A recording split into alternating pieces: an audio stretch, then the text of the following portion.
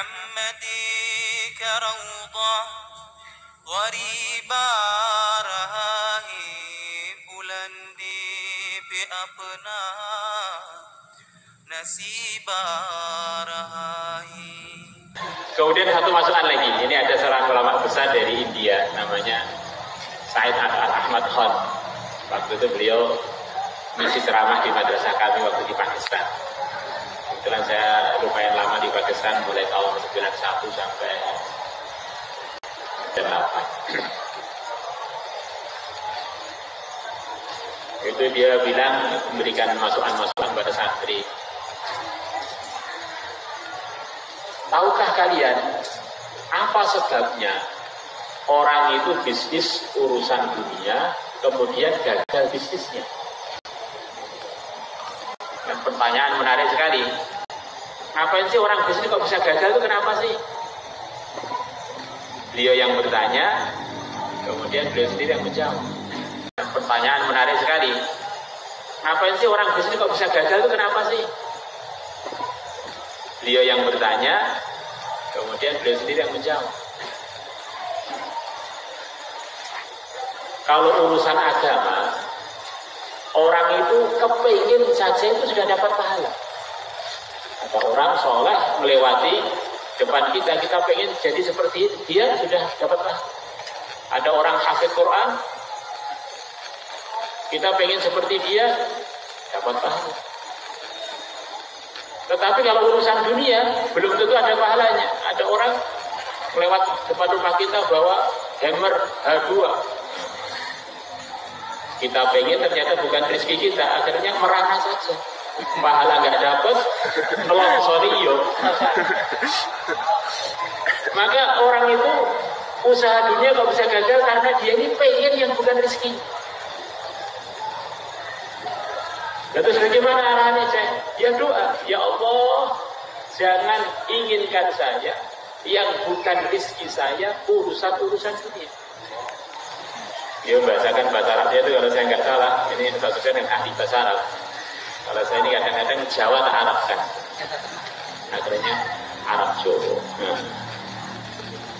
Rabbi la tutammi'ni fima tasrifuhu anni min umurid dunia. Wahai Tuhanku, janganlah engkau jadikan saya ini berharap atau senang pada hal-hal yang bukan rezeki saya, urusan-urusan dunia.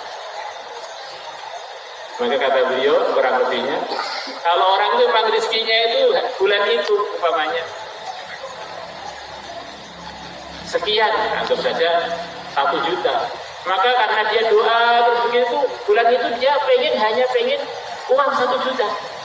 Akhirnya dapat uang 1 juta sewenang karena sudah sesuai dengan harapan dia dan sesuai dengan takdirnya.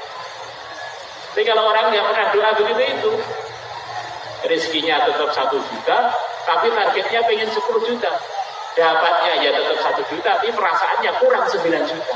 Akhirnya nolongsor begitu bulan itu. Takdir tetap berjalan, tapi satunya berjalan dengan begitu indah, satunya berjalan dengan begitu merah. Wahnya ada orang itu ditakdirkan, memang takdirnya dapat istri, giginya banyaknya seperti gigi kuda. Katanya normalnya manusia itu giginya manusia dewasa 32 biji. Kalau kuda minimal 36 sampai 40. Ya ini karena doa terus begitu itu anggap saja istri itu anggap saja bagian dari dunia. Dunia mata wa khairu mata'iha al-mar'ah as-salihah, anggap saja itu bagian dari dunia. Maka karena dia doa tadi, ya Allah jangan tinggal saya bukan rezeki urusan dunia. Kemudian dia dapat istri, giginya 40 merongos. Agaknya itu terus dia begitu nikah itu malah senang, Masya Allah saya dapat istri yang giginya seperti gigi kuda. Kuda itu kan barokah, Masya Allah dapat istri dapat berkahnya kuda. Ini gambaran goyanya begini itu. Jadi biar bisnis kita ini lancar, mau bisnis jualan busur kah, mau bisnis jualan apa, itu biar lancar itu doa, ya Allah jangan inginkan saya untuk yang bukan rezeki saya, urusan-urusan dunia. Akhirnya kalau bulan itu mungkin mau laku, kuipernya hanya laku 5 biji, ya bulan itu pengennya buat hanya 5 biji saja, akhirnya nggak nelongso, nggak cari modal tenang belajar ini, targetnya ketinggian melebihi takdirnya, ternyata yang dapat hanya itu, akhirnya marah sana marah sini, asalnya senyum dengan istri jadi cemburu dengan istri dan seterusnya. Al-ilmu ilman, al-fikru lil hadiyah, wa tibbu lil abdah. Jadi ilmu yang terpenting itu 2 yang diperlukan oleh semua orang yang ingin pengetahuan yang sebenarnya. Pertama, ilmu mengenai pemahaman agama, ilmu fikih untuk merawat agama. Orang itu kalau terawat agamanya, miskin, kaya, pejabat, rakyat, semuanya adalah penduduk. Tetapi kalau nggak terawat agamanya, siapapun dia ini adalah penduduk neraka yang tinggal nunggu panggilan untuk dimasukkan ke sana. Maka kita dalam majelis yang sebentar ini bagaimana evaluasi harian saya ini sebagai apa minimalnya.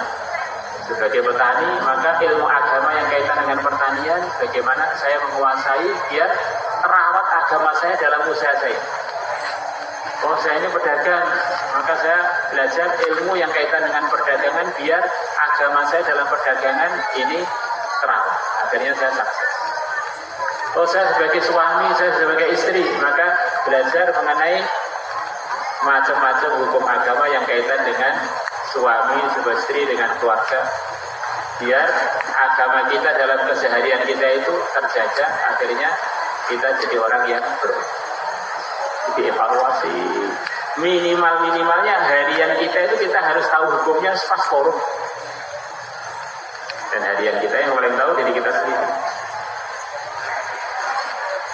Kemudian yang kedua adalah ilmu mengenai kesehatan. Ini sudah keluar dari tema pertandingan, ini tema yang lebih luas lagi. Badan kita ini hanya satu. Kalau rusak beli di supermarket nggak ada. Badan kita inilah yang namanya mukallaf. Kerajaan kita ini ya badan ini, tempat menerapkan seluruh aturan agama ya, mulai ujung kuku sampai ujung rambut. Siapapun kalau sudah diberi badan dan diberi kehidupan, di hadapan Allah tidak akan bisa beralasan untuk tidak mengamalkan agama. Kalau kerajaan, kekayaan, itu semuanya kan bukan kita, itu ujian bagi kita. Maka kita sedikit-sedikit bagaimana tahu, bagaimana jaga badan kita satu-satunya ini biar kuat untuk kita ajak berjuang amalkan agama.